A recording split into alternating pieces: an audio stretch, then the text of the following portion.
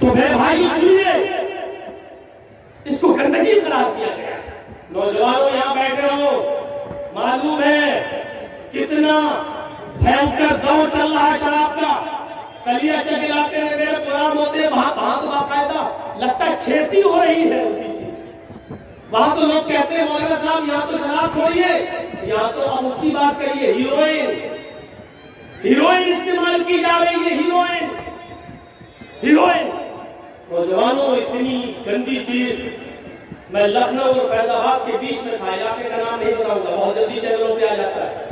ایک پروگرام میں گیا، آپ یقین مانیے جس علاقے کے اندر میں گیا، اس علاقے کے اندر ایک کالج کی لڑکی جو لکھنؤ یونیورسٹی میں پڑھتی تھی اور ایسی عمر رہی ہوگی 17-18 سال، وہ اس علاقے کے اندر آتی ہے۔ اور تعجب یہ کہ جس آدمی کے گھر کے اندر رکا ہوا تھا، مجھے نہیں معلوم تھا کہ یہ بھی اسی چیز کی کھیتی کرتا ہے۔ تو کوئی آدمی بتاتا تھوڑی ہے جلسے سے پہلے کہ یہ تو بعد میں پتہ چلتا ہے کہ کون کیا ہے۔ تو اس کے ہاتھ رکا ہوا اور وہ وہاں بیٹھی ہوئی تھی اور کہہ رہی تھی کہ ہمیں تھوڑی سی اسمیک دے دو، تھوڑی سی اسمیک دے دو۔ اور وہ آدمی بھول کے اور بار بار مجھے بھی دیکھ رہا تھا، پتہ نہیں کہاں سے چلی آتی ہے۔ اور وہ اتنی ضدی تھی، وہ اپنے کپڑے پھاڑ کے کہنے لگی، یقین مانیے واللہ، کہتی ہے کہ ان سے، اس آدمی سے، کہ میرے ساتھ جو کرنا چاہو کر لو، میں اپنے سارے کپڑے اتارنے کے لیے تیار ہوں، لیکن مجھے تھوڑی سی دے دو، میں زندہ نہیں رہ پاؤں گا۔ غور کیجیے آپ، میں بس سمجھ گیا کہ کوئی معاملہ تو ہے، اسی گھر میں کیوں آئی ہے۔ تھوڑی دیر کے بعد اذان کا ٹائم ہو گیا، کہنے لگا مولوی صاحب وضو کے لیے پانی لے آؤں، میں نے کہا بس میں بنا لیتا ہوں۔ چلا گیا اور اس نے اتنی دیر میں اس کا کام جو دینا لینا تھا یہاں تک پہنچا دیا گیا۔ کلیا چک کے جن علاقوں میں جاتا ہوں، لوگ بتاتے ہیں مولوی صاحب یہاں باقاعدہ عورتیں پلاتی ہیں شراب، اور نہیں دے تو آدمی طلاق کی دھمکی دیتا ہے کہ اگر تم نے مجھے نہیں دی تو تجھ میں طلاق۔ اپنا گھر بچانے کے لیے اس شراب نے ہمیں یہاں تک پہنچا دیا ہے۔ شراب دیکھیے، بخاری شریف کا وہ منظر دیکھیے، جب شراب حرام نہیں ہوئی تھی تو ایک مغنیہ گانا گا رہی تھی، گانا، اور حضرت حمزہ وہیں بیٹھ کر گانا سن رہے تھے، اس کا ڈانس، اس کا ناچ دیکھ رہے تھے۔ حضرت علی کی اونٹنی وہیں چل رہی تھی اور مغنیہ آئی اور آ کر حضرت حمزہ کے پاس آ کر کہنے لگی، الا یا حمزہ للشرف النوى، اے حمزہ تجھے کس چیز کا ڈر ہے؟ تو موٹی اونٹنیوں کے لیے پیدا ہوا ہے، کیا تو اس اونٹنی کا جو یہ کھیت میں چارہ چل رہی ہے، کیا تو اس اونٹنی کا کلیجہ مجھے نہیں دے سکتا؟ کیا تو اس اونٹنی کا کلیجہ پھاڑ کے مجھے نہیں دے سکتا؟ شراب تو پیے ہی تھے، نشہ تو چڑھا تھا، عقل ابھی تک بندی تھی، لیکن شراب کے نشے کے بعد آزاد ہے۔ جو حضرت حمزہ اٹھے، خنجر اٹھایا اور انہوں نے حضرت علی کی اونٹنی کے پیٹ میں اس خنجر کو مار دیا اور اس اونٹنی کا کلیجہ نکال کر لائے، اس گانے والی کو دے دیا۔ حضرت علی کو پتا چلا تو حضرت علی توڑتے ہوئے آئے، کہنے لگے یہ آپ نے کیا کیا؟ انہوں نے کہا یہاں سے، وہ سمجھ گئے، وہ سیدھے اللہ کے رسول کے پاس آئے، اللہ کے نبی حمزہ نے ایسا کیا۔ اللہ کے رسول آئے کھڑی، کہا حمزہ سے چلو بات کروں، آئے تو حضرت حمزہ سے کہا چچا جان یہ آپ کیا کیے؟ شراب کے نشے میں دھو کر آپ نے علی کی اونٹنی کا پیٹ پھاڑ دیا، اس کو مار ڈالا، قتل کر دیا۔ ابھی نشہ اترا نہیں تھا، کیا کہتے ہیں حضرت علی حمزہ، ارے بھاگو یہاں سے، تم سب میرے باپ کے غلام ہو، تم سب میرے باپ کے نوکر ہو۔ اللہ کے نبی نے کہا علی ابھی ان کا دماغ ٹھیک نہیں ہے، ابھی چڑھا دماغ پہ چڑھی ہوئی ہے، شراب کا نشہ چڑھا ہوا ہے، شراب کا نشہ اترے گا تب بات کریں گے، ابھی چلیے۔ دیکھیے، غور کیجئے، پورے بخاری کے اس واقعے پر نظر ڈال کے آپ اندازہ لگائیے کہ شراب بڑی سے بڑی ہستی کی عزت، توقیر، وقار، عصمت آپ کے دل سے نکال دیتی ہے۔ اللہ کے رسول کا مقام و مرتبہ کتنا اونچا، لیکن شراب کے نشے میں دھو کر ہم سب کچھ نہیں سمجھ رہے کہ ہم کس کو کیا کہہ رہے ہیں۔ دلی کی اس سڑکوں پر ایک بار یہ مودی جی کا قافلہ گزر رہا تھا، پولیس والا ایک آدمی کو راستے سے ہٹا शराब के नशे में धुत था और हम लोगों की भी गाड़ियां रुक गई वहां पर, पहले का काफिला गुजरेगा और पुलिस सड़क पे मार रहा है और वो पड़ा हुआ है, क्यों मार है? और पुलिस मारा यार, अब वो कहता मोदी जी आ रहे हैं से। जब उसने कहा मोदी जी आ रहे तो हंसते हुए कहता है नौकर, ऐसी बोला गाली, साला नौकर, ये जुमला बोला। वहीं पर अल्फाज हमारी गाड़ी में जितने लोग बैठे थे सब सुन रहे, साला नौकर।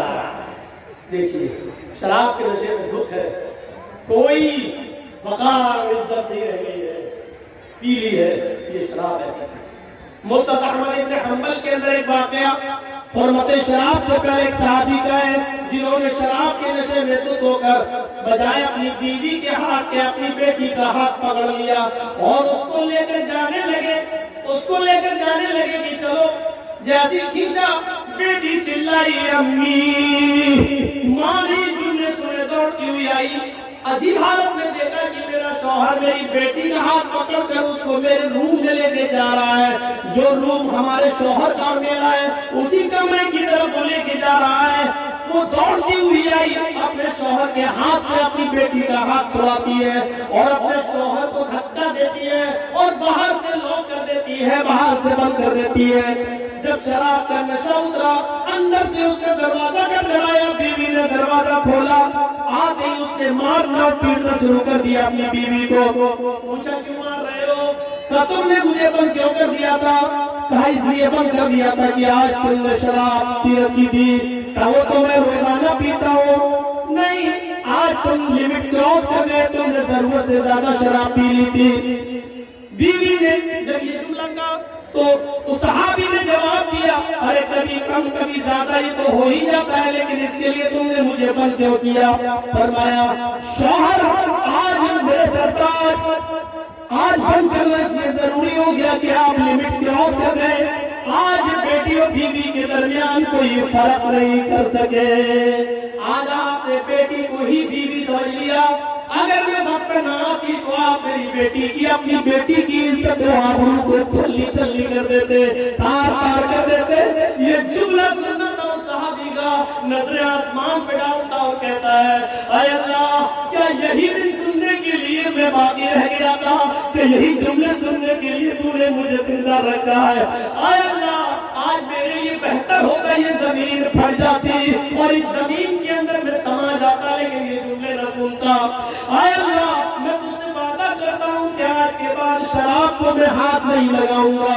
नौजवानों, जब ये शराब हराम नहीं हुई थी, इसका नुकसान देखकर सहाबा इसको छोड़ने की कसमें खा लिया करते थे, लेकिन जब तुम्हारे नबी इसको हराम करार दे चुके हैं और कुरान ने इसको शैतान की गंदगी करार दिया है, फिर ये तुम्हारे हलक के नीचे कैसे उतर जाती है? तुम इस नशे को कैसे इससे प्यार कर सकते हो और कैसे तुम इस नशे के दिलदार और रसिया बन सकते हो? नौजवानों, शराब पीकर अपनी बहन और बेटियों की इज्जत और आबरू से मत खेलो। शराब के नशे में आकर तुम अपने घर में अपनी माँ को माँ नहीं समझते हो और बहन को बहन और बेटी को बेटी नहीं, कितनी गंदी गंदी गालियां देते हो। इस मिजाज को समझने की कोशिश करो। आओ अली साहबा फी तमीज़ सहाबा में हाफिज अहमद इब्न हजर अल-अस्क़लानी रहमतुल्लाह अलैह ने जबरदस्त वाक़या नकल किया है हज़रत क़ुदामा इब्न मज़ऊन का। अल्लाह के नबी सल्लल्लाहु अलैहि वसल्लम पर जब शराब हराम कर दी गई, उसके कई साल तक आप जिंदा रहे। फिर अबू बकर का दौर आया, अबू बकर 2 साल तक खिलाफत किए। फिर हजरत उमर फारूक का जमाना आया, हजरत उमर फारूक ने 10 साल खिलाफत की, लेकिन 4 साल के बाद, उनके 4 साल के बाद, खिलाफत के शुरू में 4 साल के बाद उनके सामने एक मंजर आया। उस वक्त क़ुदामा इब्न मज़ऊन बूढ़े हो चुके थे, सहाबी है, बूढ़े हो चुके थे और इनको कई बीमारियों ने घेर लिया था, कई बीमारियों ने घेर लिया था। एक दिन दर्द की वजह से कराह रहे थे, बहुत ज्यादा दर्द उनको हो रहा था क़ुदामा इब्न मज़ऊन को। तो घर के किसी मेंबर ने उनको मशवरा दिया, आपको कई बीमारियां हैं, आए क़ुदामा इब्न मज़ऊन, आपको कई बीमारियां हैं और आज दर्द ने आपको निढाल कर दिया है। मेरे घर में, इसी घर में बहुत पुरानी एक शराब रखी हुई है, चंद घूंट शराब के आप पी लीजिए ताकि आपको आराम کرتے ہیں، جب درد سے برداشت سے باہر ہو جاتا ہے تو نیند کی گولی کھا لیتے ہیں، چلو آرام سے ابھی رات تو کٹ جائے، کل صبح کسی ڈاکٹر کو دکھائیں گے۔ اسی مقصد سے قدامہ ابن مظعون نے تھوڑی سی شراب پی لی۔ الاسامہ میں یہ واقعہ ابن حجر احمد ابن حجر نے نقل کیا ہے۔ میرے بھائیوں ذرا غور کیجیے گا، شراب کے چند گھونٹ پی لیے، پیٹ بھر کر نہیں، صرف اتنی پی لی کہ ان کو نیند آ جائے اور آرام سے سو جائے، کل کسی حکیم سے یا طبیب سے ملیں گے۔ قدامہ ابن مظعون کے چند گھونٹ شراب پینے کی اطلاع حضرت ابو ہریرہ رضی اللہ تعالیٰ عنہ اور دیگر کچھ صحابہ کے ذریعے حضرت عمر فاروق رضی اللہ تعالیٰ عنہ کو مل گئی۔ حضرت عمر فاروق رضی اللہ تعالیٰ عنہ نے قدامہ ابن مظعون کو طلب کیا۔ ان کا بیٹا قدامہ ابن مظعون کو سہارا دے کر صبح ہوگا دن میں ان کے پاس آتا ہے، حضرت عمر کے پاس۔ اب منظر دیکھیے تو میں دکھانا چاہتا ہوں، 50 بیماریوں میں مبتلا ہے قدامہ ابن مظعون، بوڑھے ہو چکے ہیں، 50 بیماریاں لگی ہوئی ہیں، اور بے حد درجہ مجبوری میں انہوں نے شراب کے چند گھونٹ پی لیے تاکہ درد میں تھوڑا سا آرام مل جائے، آرام سے سو جاؤں۔ مجبوری میں انہوں نے شراب پی، لیکن حضرت عمر فاروق نے صرف ایک سوال کیا، قدامہ آپ کے بارے میں، ہمارے شیخ آپ کے بارے میں مجھے یہ پتا چلا ہے، کیا یہ سچ ہے کہ آپ نے کل رات میں شراب پی تھی؟ کہا امیر المومنین آپ تو جانتے ہی ہیں، کئی مرتبہ میرے گھر میں میری عیادت کے لیے بھی آ چکے ہیں، کل مجھے درد نے نڈھال کر دیا اس لیے میں نے چند گھونٹ پی لیے، ویسے تو مجھے کئی بیماریاں ہیں لیکن کبھی میں نے شراب کو ہاتھ ہی لگایا، ارے جب شراب حلال تھی تب بھی میں نے شراب کو حلال ہاتھ نہیں لگایا، لیکن کل حد درجہ مجبوری میں مجبور ہو کر میں نے شراب پی لی کیونکہ درد نے مجھے بے بس کر دیا تھا۔ ہاں یہ سچ ہے، آپ کو جس نے بھی خبر دی ہے اس نے صحیح بولا ہے، میں نے چند گھونٹ پی لیے۔ فرمایا اے قدامہ یہ تم نے کیا کیا؟ اب میرے اوپر یہ ذمہ داری عائد ہوتی ہے کہ میں تمہیں 40 کوڑے ماروں۔ تو کہا حضرت عمر فاروق نے اے قدامہ یہ تم نے کیا کیا؟ اب مجھے کوڑے مارنا پڑے۔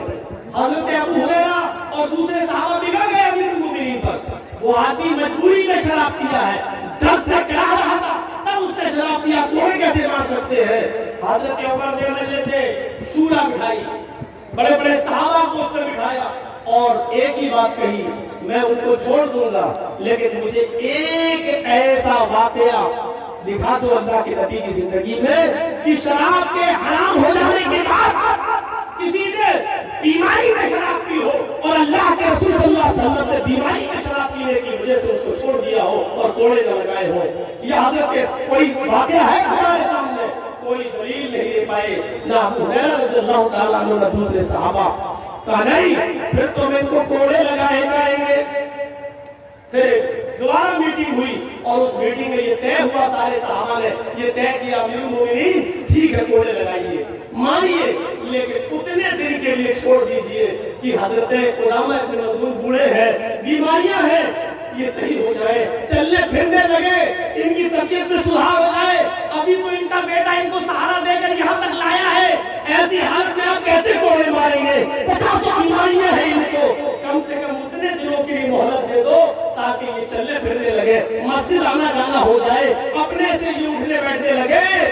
حضرت عمر فاروق کہتے ہیں کہ میں بھی چاہتا ہوں کہ اتنے دن کی ان کو مہلت دے دو اور ان کو چھوڑ دو، لیکن آپ لوگ اس بات کا فیصلہ کیجئے کہ مجھے خادم بنایا گیا ہے، مجھے ذمہ دار بنایا گیا ہے، اگر میں نے ان کو 15-20 دن کی مہلت دے دی اور ان کو کوڑے مارنے سے پہلے میں ہی دنیا سے رخصت ہو جاؤں، میرا ہی انتقال ہو جائے تو میں اپنے رب کو کیا منہ دکھاؤں گا، میں اپنے رب کو کیا جواب دوں گا؟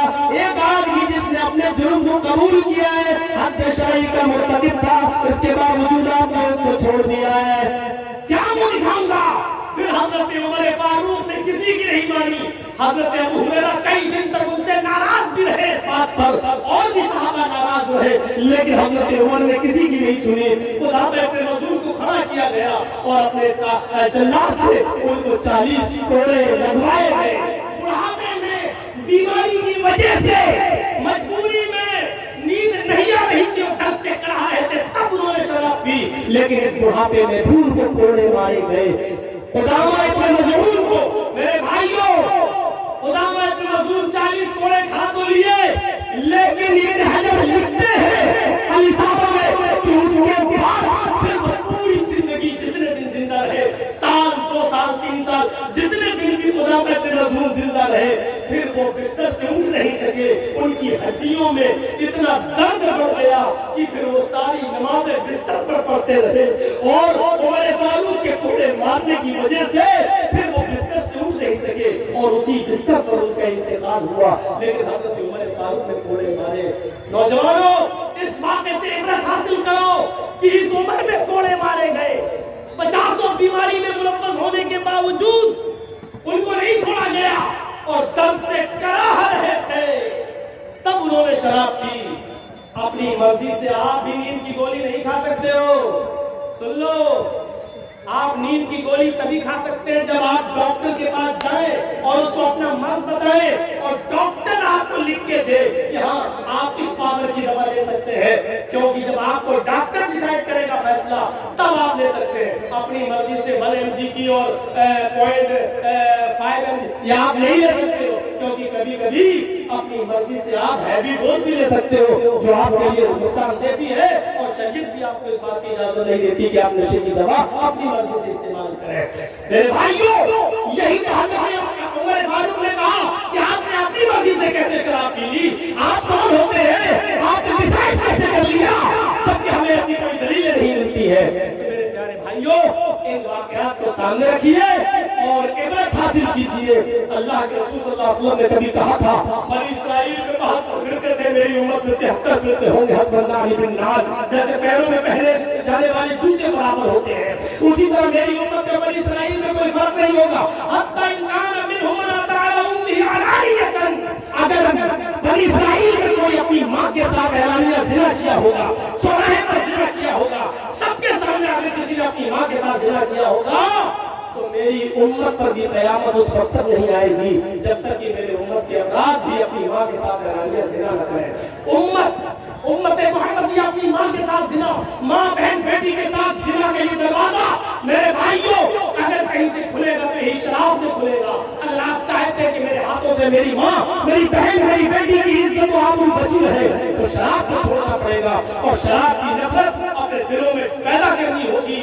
سماج کے سربلندہ لوگ، کوئی لڑکا کوئی لڑکی لے کے بھاگ جائے تو بہت جلدی میٹنگ ہو جاتی ہے پنچایت میں، فلاں کا لڑکا فلاں کی لڑکی بیٹھ گیا، اتنا جرمانہ لگاؤ، لے کے بھاگا اتنا جرمانہ لگا، جرمانہ لگ جاتا ہے۔ وہ سماج کے ذمہ دار جو فوراً میٹنگیں کرتے ہیں، ان کو یہ میٹنگیں کرنی چاہیے کہ فلاں آدمی شراب پی رہا ہے، وہ ہمارے سماج میں رہ کیسے رہا ہے، اس کا سوشل بائیکاٹ کیا جائے، اس کی موت اور خوشی، شادی اور بیاہ میں اس سے لین دین تک کیا جائے، شادی بیاہ میں اور ڈیوٹی میں یعنی موت اور خوشی میں اس کا بائیکاٹ کیا جائے۔ جب تک کلی سزائیں مقرر نہیں ہوں گی، شراب ہماری سوسائٹی سے نہیں نکلے گی۔ ہمیں شراب کے لیے میٹنگیں کرنا ہوگی اور اپنے معاشرے کو پاک و صاف کرنا ہوگا۔ 5:09 ہو گئے ہیں، 10 منٹ، 5:20 پر میرے بھائیوں اذان ہے، مجھے بھاٹول جانا ہے۔ 10 منٹ میں آپ کے روبرو ہوں، سامنے ہوں، آپ سے صرف گزارش کر رہا ہوں۔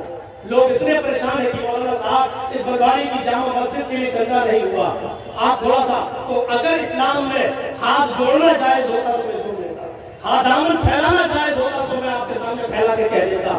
میں 10 منٹ بیٹھا ہوا ہوں، آپ کو اگر مجھ سے محبت ہے